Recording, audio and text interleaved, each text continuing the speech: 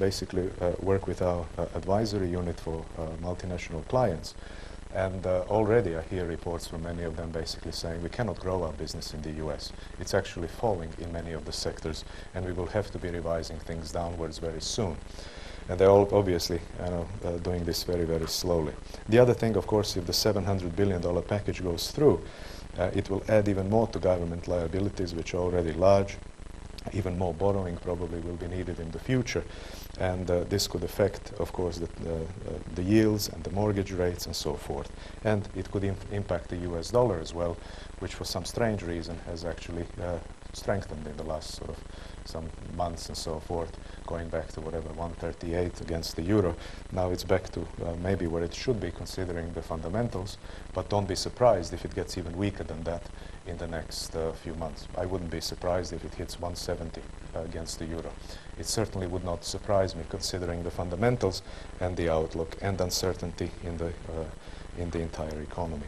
When you look at Western Europe, the story there, of course, is the one of very, very significant threat of sort of recession lasting into 2009.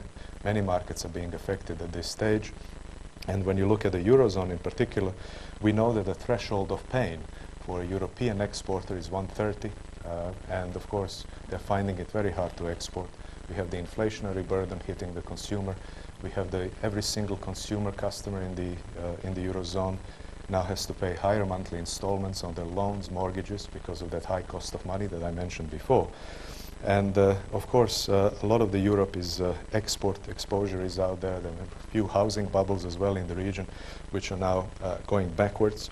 And of course, the credit crunch impact is hitting all of the markets in the Eurozone. And there is absolutely no doubt that the outlook for Western Europe as well is probably no growth in 2009 and possibly a mild minus, and maybe with the downside risk being even bigger. Who knows? Depends very much on how this bailout package will actually shape things in the next few months. When we look at Japan, it's already probably in recession as we speak, and for the first time in God knows how many decades they actually recorded a trade deficit. And of course, this is a very export-dependent economy. It was never a good one for our clients to sell into. The consumption story was always weak. So, and exports were the only thing pushing it up. But of course, with such a weak demand around the world at the moment, even slowing in emerging markets, of course, ultimately, the Japanese story will be the one of no growth at all. So you're talking about United States of America, Western Europe, and Japan.